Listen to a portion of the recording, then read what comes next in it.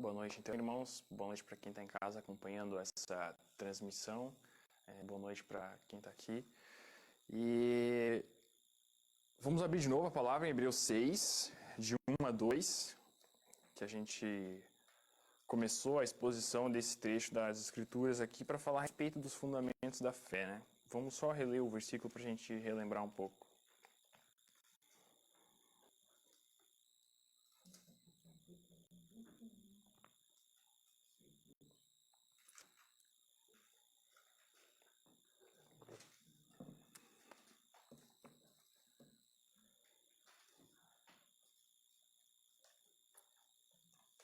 Tá, Hebreus 6. Eu falei Hebreus, né? Não falei Romanos, né? Hebreus. Acho que na minha cabeça está falando Romanos. Hebreus 6, de 1 a 2, diz assim: Portanto, deixemos os ensinos elementares a respeito de Cristo e avancemos para a maturidade, sem lançar novamente o fundamento do arrependimento de atos que conduzem à morte, da fé em Deus, da instrução a respeito de batismo, da imposição de mãos, da ressurreição dos mortos e do juízo eterno. Assim faremos se Deus o permitir. Ele fala no terceiro. Mas a gente viu aqui que esse trecho aqui de deixemos os ensinos elementares a respeito de Cristo e avancemos para a maturidade, não pode levar a gente a desconsiderar o que esses versículos falam, justamente da importância que são esses fundamentos para a fé cristã. Até esse final de semana, os meus pais me visitaram lá e meu pai estava falando justamente, testemunhando uma oportunidade que ele teve de falar do Evangelho não, de compartilhar do Evangelho com outro cristão. E justamente foi falado sobre a questão do arrependimento, que o arrependimento, a palavra original do grego é metanoia, que significa uma troca de mente. Eu já não penso mais como alguém deste mundo, mas eu penso como alguém do reino de Cristo. Eu tenho a minha mente trocada, toda a minha forma de pensar ela é trocada pelo arrependimento. O arrependimento é essa obra dada por Deus. E o irmão relatou para o meu pai que em 20 anos de fé nunca tinha sido explicado para ele o que é arrependimento. Só simplesmente falava para ele, tá, tu tem que se arrepender, beleza. Mas nunca tinha explicado o que significa arrependimento, quais são as implicações do arrependimento. Então, tu vê como ele é um fundamento muito importante. O arrependimento que está ligado à fé em Deus, que a gente viu no domingo passado. Qualquer coisa, quem não viu, a gravação está disponível no Facebook. Por enquanto. Então a gente viu também a questão do batismo, e hoje a gente vai continuar vendo alguns dos fundamentos que esses versículos trazem para nós, falando da imposição de mãos, da ressurreição dos mortos e do juízo final. Começando então pela imposição de mãos, que é o próximo ali do versículo, né? Aqui a gente entra numa doutrina que ela não é muito clara a respeito disso nas Escrituras. A gente tem mais exemplos de como isso acontecia na prática, na igreja, do que como uma doutrina em si, como um ensino que a gente deve aprender.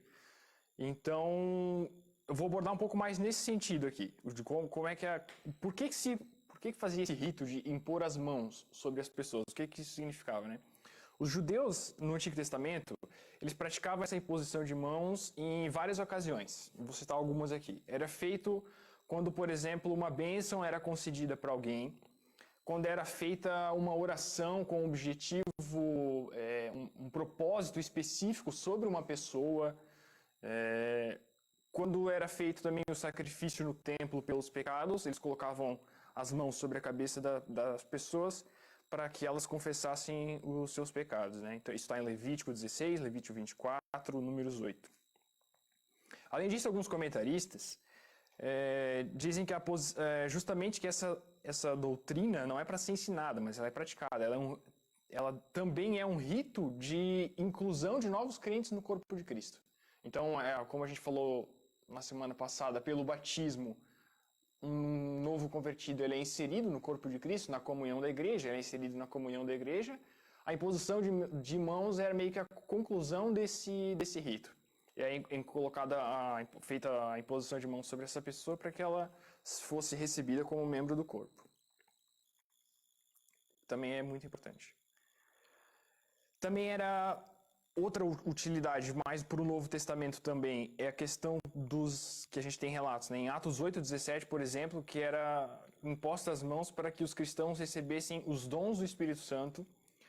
Também era feita em cura dos enfermos por meio do presbitério, Atos 28:8, e a ordenação de pessoas ao ofício ministerial. Na verdade, essa aqui é uma das funções principais que a gente vê em Atos, por exemplo, da imposição de mãos, que a gente vê o relato de 1 Timóteo 5:22 e Atos 8:19. Apesar todas essas funções que eu citei são de fato muito importantes, Paulo exorta Timóteo da seguinte forma: a ninguém tu imponha as mãos precipitadamente, para tu não ter comunhão com o pecado dessa pessoa.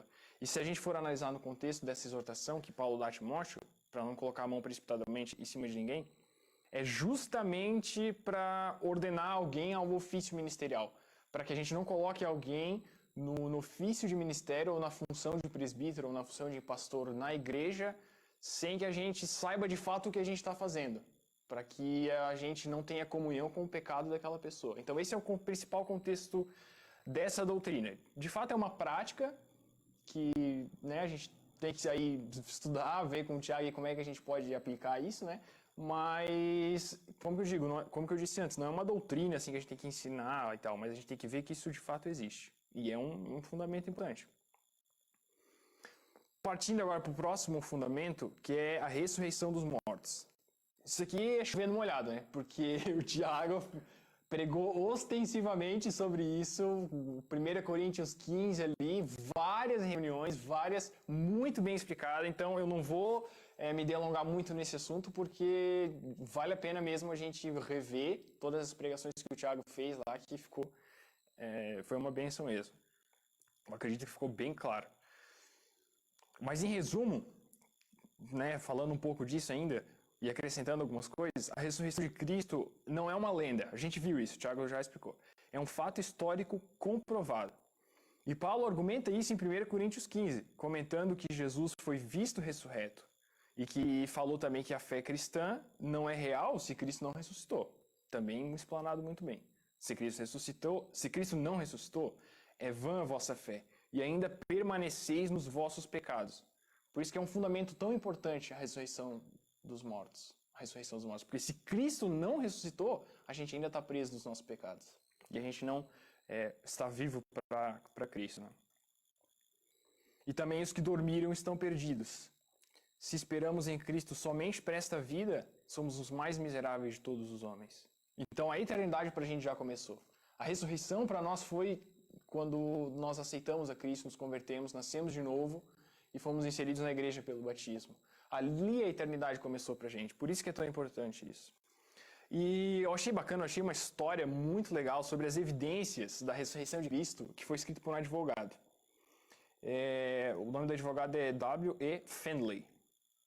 Ele viu duas pessoas conversarem no trem, lá em 1920, a respeito de eles estarem questionando se os cristãos na época de Cristo foram enganados ou ludibriados a respeito da ressurreição de Cristo. Os dois estavam conversando sobre essa possibilidade. E aquilo ficou encucado na mente dele e ele elaborou alguns argumentos bem interessantes para a gente analisar isso. Ele abordou a matéria como um advogado. Isso eu achei legal. E ele dá 3 razões para negar a possibilidade de o corpo de Cristo ser roubado. Primeiro, não era uma ocasião oportuna para o corpo de Cristo ser roubado. Na época que Jesus foi crucificado, havia 3 festas judaicas acontecendo em Israel. Então as ruas certamente estariam cheias de gente. E por essa razão, o Sr. Findlay diz que não é uma boa hora para se roubar um corpo. Né? Não, até porque não tem como tu sair andando com um corpo nas costas no meio de 3 festas rolando numa cidade. Né? Pegando o exemplo lá de Blumenau, lá, carregar um corpo no ombro lá no meio da Oktoberfest, por exemplo. Todo mundo ia perceber que alguma coisa está errada. Né?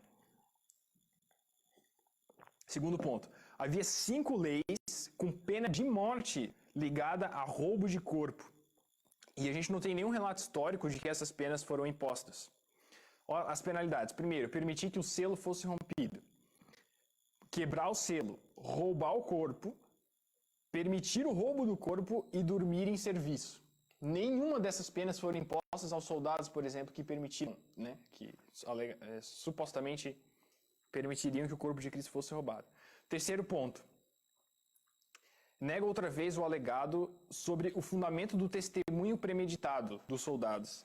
Então, ele mostra que os soldados vieram do sepulcro e disseram que um anjo os afastara de lá, que quando encarados pelos fariseus, disseram que o corpo de Jesus fora roubado enquanto dormiram.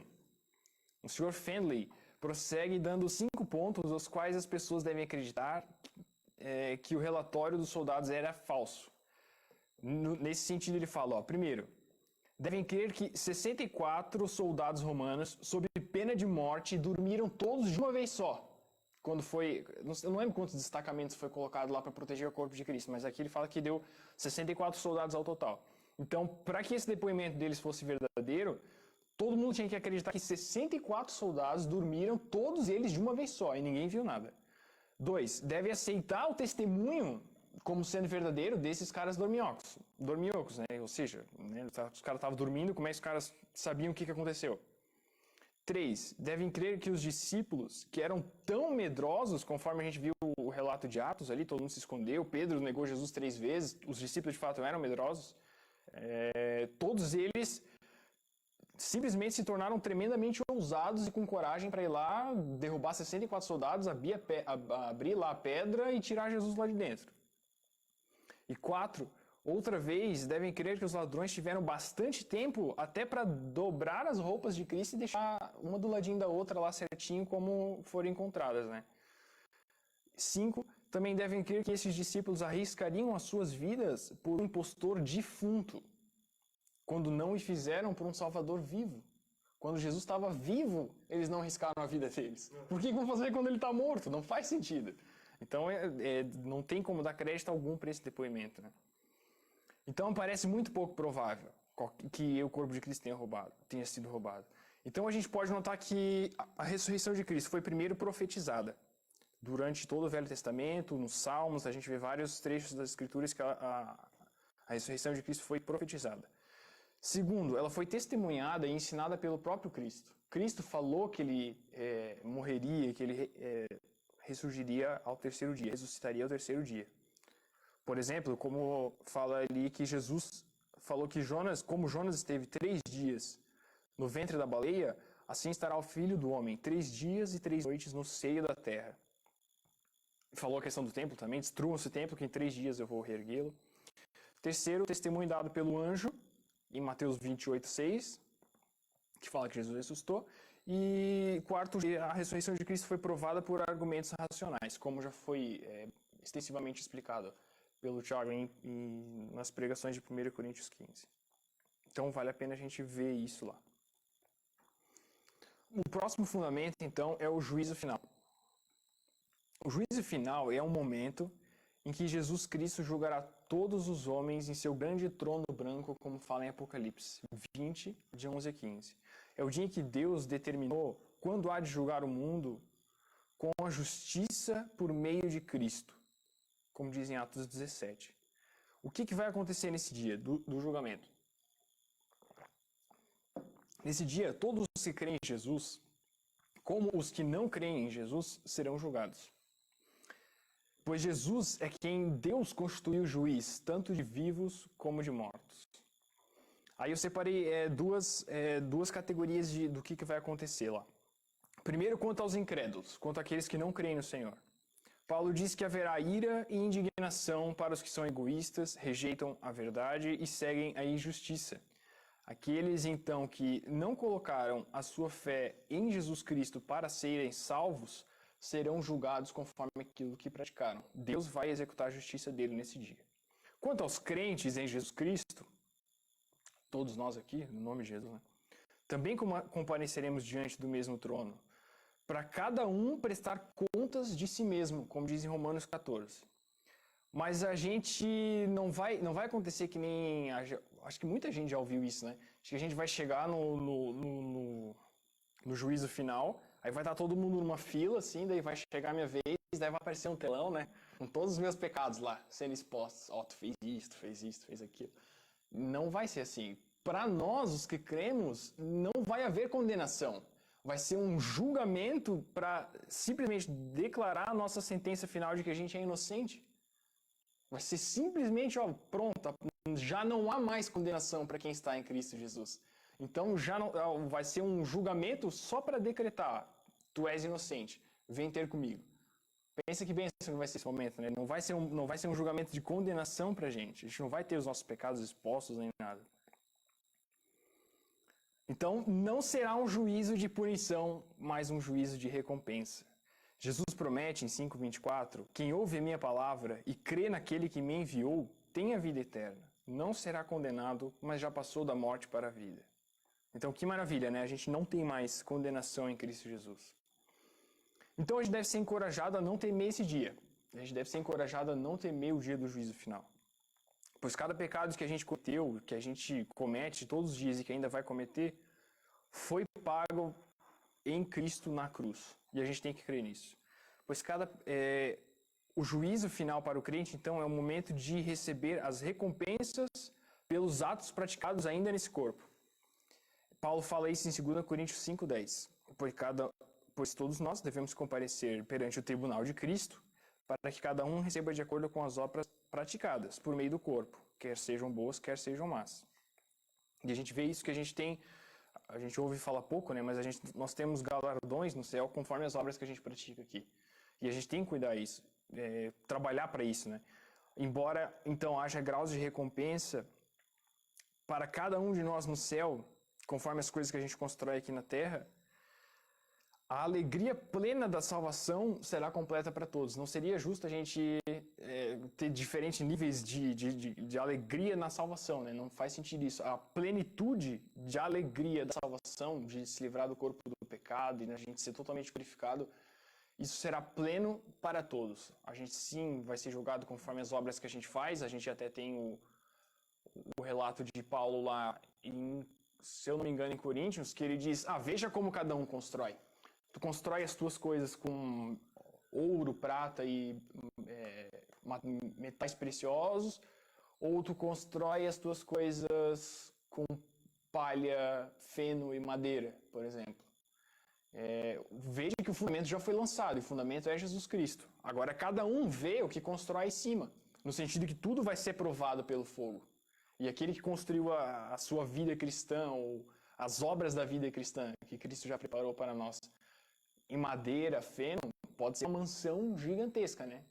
Quilômetros de altura de boas obras de feno. Vai passar o fogo e vai limpar tudo. Daí Paulo fala: esse vai ser salvo como aquele que passou pelo fogo. Vai ser salvo, mas, podia ter melhorado, né? E aquele que construiu todas as suas obras por meio do ouro, prata e metais preciosos, o fogo purifica essas obras. Ou seja, vai receber um galardão ainda maior. E é para isso que a gente tem que trabalhar. A gente também deve considerar os nossos irmãos nesse sentido. Considerar uns aos outros, incentivar uns aos outros ao amor e às boas obras. Isso é dito em Hebreus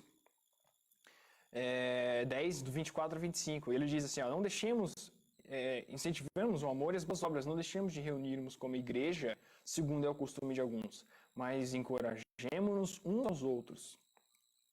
Ainda mais quando vocês veem que se aproxima o dia. Desde aquele tempo já era dito que esse dia se aproxima e cada dia se aproxima mais, né? Cada dia que passa a gente está mais próximo desse dia. Então a gente deve encorajar uns aos outros, para que uns aos outros a gente viva em amor, viva em prática de boas obras, para que a gente tenha um galardão final grande, né? O juízo final, então, não será o dia em que Deus vai olhar para todo mundo e vai dizer assim: tá, beleza, vou parar agora, vamos analisar como é que está o coração de todo mundo aqui. Não acontece dessa maneira, porque Deus, na sua infinita sabedoria, Ele conhece o coração de cada um, Ele sabe como cada um está. Então não vai ser um dia de meio que de surpresa, assim. A gente tem que ter a certeza que a gente é salvo em Cristo.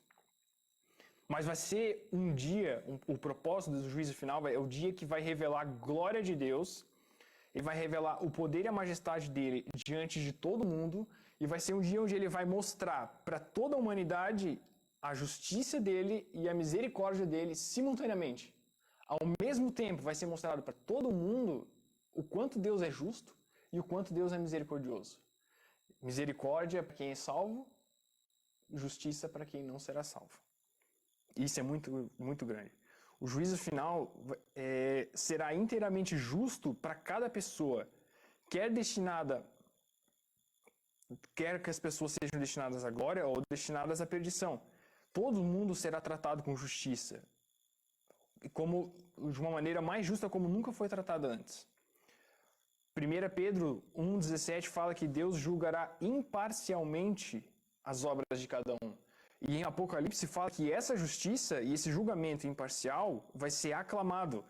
Olha o que diz em Apocalipse 10, de 1 a 2. Depois disso, ouvi nos céus algo semelhante à voz de uma grande multidão que exclamava: Aleluia! A salvação, a glória e o poder pertencem ao nosso Deus, pois verdadeiros e justos são os seus juízos. Então o juízo de Deus vai ser aclamado. Tanto a prática da justiça de Deus quanto a prática da misericórdia. O juízo final garante pra gente que, independentemente do que acontece, Deus está no controle. E finalmente dará o destino justo para cada situação que a gente passou. E Paulo escreve isso em Colossenses 3,25. Quem cometer injustiça receberá de volta a injustiça, e não haverá exceção para ninguém. E também fala que Deus exercerá misericórdia. Então, eu separei algumas aplicações práticas para a gente em relação ao juízo final. À luz do juízo final, nós, os cristãos, devemos ser capazes de perdoar livremente cada um de nós e nunca buscar vingança. Isso aqui parece ser um pouco difícil, né? Quantas situações que a gente passou que a gente acaba querendo alguma forma de vingança, né? Mas como diz em Romanos 12:19, deixe com Deus a ira, pois está escrito, minha é a vingança, eu retribuirei, diz o Senhor. Isso aqui é no sentido de se a gente muitas vezes sofre uma ofensa de alguém que a gente não gosta, ou alguma aparente injustiça que a gente acha que, poxa, algo muito injusto foi praticado comigo. A gente, como crente, não deve buscar vingança nesse sentido. E buscar vingança é diferente de buscar justiça, né? Buscar justiça é buscar o que é justo, que seja feito o que é justo. E buscar vingança é tu retribuir o mal que tu recebeu. A vingança é de Deus, assim como a justiça é de Deus. Então nós devemos aguardar em Deus para que tudo isso seja executado. E no final dos tempos, no juízo final, a justiça de Deus vai ser executada, né? A gente tem que aguardar pacientemente por isso. Então, além de ser um mandamento bíblico, essa questão de nós perdoarmos uns aos outros é uma aplicação prática do fardo leve e do jugo suave de Cristo para nós. A gente não precisa ficar carregando mágoa, carregando tristeza, carregando decepção, desapontamentos que a gente teve nas nossas vidas durante toda a nossa vida. A gente tem que jogar tudo isso nas costas de Cristo, nos ombros de Cristo, que Cristo já levou isso tudo na cruz. Então não há necessidade de a gente carregar essas coisas.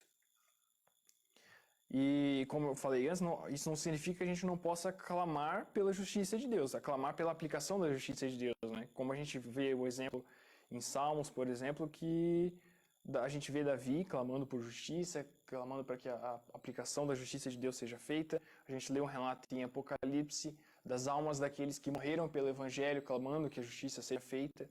Então a gente pode sim clamar por essa justiça divina e não pela nossa, nesse sentido, né? Pela nossa vingança. Então a devida punição de cada um ou foi levada nos ombros de Cristo, ou vai ser levada nos ombros do ofensor por toda a eternidade. Portanto, confiemos na justiça de Cristo. Quando a gente age assim, a gente está seguindo o próprio exemplo de Cristo, que quando era insultado, ele não revidava. Quando sofria, não fazia ameaças, mas entregava-se àquele que julga tudo com justiça. 1 Pedro 2:23. Sim, é difícil a gente sendo falho do jeito que a gente colocar isso em prática assim 100%, né? Sempre tem aquele desejinho de vingança dentro de nós que acaba querendo que as coisas sejam feitas da nossa maneira e não da maneira de Deus. Mas a gente deve entender que a justiça de quem é salvo foi aplicada na cruz em Cristo e a justiça de quem foi condenado vai ser aplicada no juízo final. Então o juízo final também deve servir de motivação para a gente. É como a gente correr uma maratona para alcançar a vitória no final. A gente deve se esforçar para viver em obediência, para que a gente possa acumular tesouros no céu, como a gente já falou antes, que nem a traça e nem o ferrugem corrói, e aonde os ladrões não escavam e nem roubam. Outra motivação ainda é a paciência do Senhor para alcançar todos aqueles que Ele nos chamou. A gente deve ser encorajado até que o dia do juízo final não chega a proclamar o Evangelho para todos aqueles que se perdem. Porque no juízo final só existe dois destinos para todo ser humano. Só existe dois destinos. Ou a gente será salvo porque a gente colocou nossa fé em Cristo, ou a gente vai ser condenado. Ou como diz Marcos 16:16, já está condenado. A pessoa já é condenada se ela não está em Cristo. Então, a outra motivação que a gente tem, outra aplicação disso é considerar a paciência do Senhor, de Ele ainda não estar vindo. Não querendo falar, o que nem a gente já leu na palavra, por exemplo, que, cadê o Senhor que não veio até agora? Calma, considera a paciência do Senhor. Tem ainda pessoas que Ele quer alcançar por meio de cada um de nós aqui. Cada um conhece alguém que não está nos caminhos do Senhor, que a gente ora todos os dias, pedindo para que essa pessoa se converta. Então, considera a paciência do Senhor de que o juízo final ainda não chegou. A gente já está salvo, tranquilo. Só que a gente vai guardar isso pra gente, viver de maneira egoísta? Não, a gente quer compartilhar essa salvação com outros, né? E a gente não pode deixar de falar, é triste sim, mas a gente não pode deixar de falar de juízo final sem falar do lugar de condenação, que é o inferno, né? O inferno existe, ele é real. E a gente tem alguns relatos das Escrituras que eles pintam uma figura muito feia do inferno, que de fato é para criar temor, né? O próprio Jesus retrata o inferno, por exemplo, como sendo o fogo eterno preparado para o diabo e os seus anjos. É um lugar onde o verme não morre e o fogo não se apaga. Um lugar de tormento e ranger de dentes. O Apocalipse fala ainda que é o lugar daqueles que rejeitaram a Jesus. Aqueles que rejeitaram Jesus vão beber do vinho do furor de Deus, que foi derramado sem mistura no cálice da sua ira. E acrescenta que a fumaça do tormento de tais sobe para todo sempre, não há descanso nem de dia nem de noite. Acho que deu para ficar claro aquilo, é feio, né? A gente tem que ter essa realidade, né? Tem que ter isso claro. A gente não deve temer a morte ou o inferno, nós que cremos. Porque Cristo, eu estou que nem Paulo falando, né? Fala nós que cremos, Paulo fala lá em Tessalonicenses, acho bacana. Que Cristo derrotou a morte e o inferno na cruz. A gente não deve temer o inferno, nós os que cremos. Devemos sim olhar com pesar e tristeza por aqueles que perecem, para buscar resgatar essas pessoas. Mas os que creem não precisam temer. Justamente porque Cristo venceu a morte e o inferno. Então, parece estranho a gente ler na Bíblia, por exemplo, que Deus não tem prazer na morte do ímpio. Esse é um versículo. Deus não tem prazer na morte do ímpio. Parece um pouco estranho a gente ler isso se considerar que um lugar como o inferno existe. Mas a gente deve entender que isso é tão claro na Bíblia que se a gente negar que o inferno existe, a gente automaticamente nega a própria justiça de Deus, a gente automaticamente nega o próprio Deus. A justiça de Deus ela tem que ser aplicada. Todo mundo, como a gente lê em Romanos, todo mundo se desviou. Todo mundo é pecador. Não há um santo, não há um justo sequer, não há quem busque a Deus. Romanos é muito claro nesse sentido. Então, olhando para toda a maldade no mundo, e a gente sabe que o mundo é mau, a gente sabe que tem muitas pessoas más no mundo, olhando para toda essa maldade, seria injusto se não houvesse uma justiça a ser aplicada, se não houvesse uma punição a ser aplicada. Então, a punição ela já foi aplicada em Cristo para quem crê, e a punição será aplicada no juízo final para quem não crê. O homem deliberadamente se afasta de Deus, como a gente já falou em Romanos 1 e 2. E ele fala assim, Paulo fala, se a nossa injustiça for causa da justiça de Deus, se a justiça dos homens for causa da justiça de Deus, porventura será Deus injusto, trazendo ira sobre nós? De maneira alguma. Do outro modo, como julgará Deus o mundo? Então, é justo que Deus efetue a sua justiça, como fez em Cristo na cruz, para que os que creem em Jesus fará juízo final com aqueles que não creem em Jesus. Cristo fez na cruz a justiça para nós. Então, após o juízo final, tem esse lugar de tormento, que é o destino final para quem não crê em Jesus. Agora, como diz a propaganda, vamos falar de coisa boa. Depois do juízo final, o que tem para nós os que cremos? ou para aqueles que a gente vai proclamar o evangelho, que são os irmãos que são os novos convertidos, né? Que são os que crerão no evangelho, em nome de Jesus, né? Para todos aqueles que a gente fala do evangelho. Após o juízo final, aqueles que creem em Jesus Cristo estarão em pleno gozo da vida pela qual ansiaram e ouvirão Jesus dizer: venham, benditos do meu Pai, recebam como herança o reino que lhes foi preparado desde a fundação do mundo. A Bíblia promete para nós uma criação totalmente renovada, novos céus, nova terra, um lugar maravilhoso, inimaginável. E Deus vai limpar dos nossos olhos toda lágrima. Não haverá mais morte, nem pranto, nem clamor, nem dor, porque as primeiras coisas são passadas. É um lugar onde uma voz virá do trono de Deus dizendo: agora o tabernáculo de Deus está com os homens, com os quais ele viverá. Eles serão o seu povo e o próprio Deus estará com ele e será o seu Deus. Na presença de Cristo, como diz os Salmos, há abundância de alegria e na tua mão direita há delícias perpetuamente. Finalmente, no juízo final, nós seremos livres do corpo do pecado, livres da luta, livres dessa luta constante que a gente tem contra o pecado, livre da corrupção do mundo, livres do fardo que o mundo impõe sobre nós, dos padrões que o mundo coloca sobre nós, livres de tudo isso. No fim nós obteremos o descanso eterno. Por isso fica a exortação.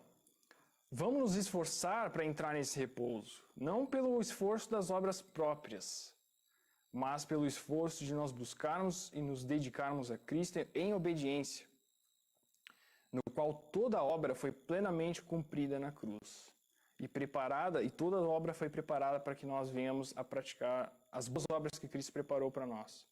Então, eu acho que essa é a exortação para o juízo final para nós, para que a gente busque reforçar a nossa eleição em Cristo, que a gente busque nos dedicar mais em obediência ao Senhor, que a gente busque incentivar uns aos outros em amor, incentivar uns aos outros em boas obras, que a gente viva numa comunhão plena, que somente pode ser proporcionada em Cristo, para que a gente alcance esse descanso final, que como Paulo pode, para a gente possa falar que como Paulo falou, né, que a gente combateu o bom combate, corremos a corrida e chegamos ao fim para alcançar finalmente o descanso eterno. Amém, irmãos? Senhor, que possa falar conosco, Senhor, por meio dessa palavra, Pai. Só aguardamos o dia, Senhor, em que reinaremos contigo em glória e majestade. O dia que poderemos desfrutar da tua comunhão, Pai, diariamente, Senhor. Livre, Senhor, de toda dor e sofrimento e tristeza deste mundo, Pai. E descansar, Senhor, eternamente contigo, Senhor. De fato, Senhor, um descanso eterno, Senhor, onde o pecado não vai mais reinar sobre nós, o pecado não vai mais nos influenciar, Senhor. E, de fato, não temos nem noção, Senhor, do quão bom será esse descanso, mas agradecemos que Tu nos salvou, Senhor. Uma obra completamente vinda de Ti, Senhor. Te agradecemos mesmo, Pai. E queremos clamar, Senhor, também que Tu venha salvar aqueles que cada um aqui, Senhor, tem orado nas suas orações, nos seus quartos, nas suas casas, Senhor. Cada um de nós aqui tem aquele, Senhor, que clamamos para que seja salvo, para que busque o arrependimento, busque a Deus, volte-se deste mundo caído e corrompido, Senhor. E pedimos que Tu ouça as orações de cada um aqui, Pai. Ouça as orações daqueles que querem seus parentes convertidos, daqueles que querem seus pais, seus irmãos, seus vizinhos, amigos, colegas, Senhor, que se voltem a Ti, Pai. Assim como um dia Tu nos alcançou e nos deu a alegria da Tua salvação, que Tu possa fazer da mesma forma com estes que estamos orando, Senhor. E queremos clamar como igreja, Senhor, que Tu venhas, Pai. Ora, vem, Senhor Jesus, no Teu tempo, salva a Tua igreja. Ao mesmo tempo, Senhor, dá paciência para que a gente possa expandir o Teu reino aqui. Faça-nos, Senhor, ferramentas úteis para o Teu Evangelho, Pai. Apesar das nossas falhas, apesar dos nossos pecados, faça-nos úteis a Ti, Senhor, no nome de Jesus. Amém.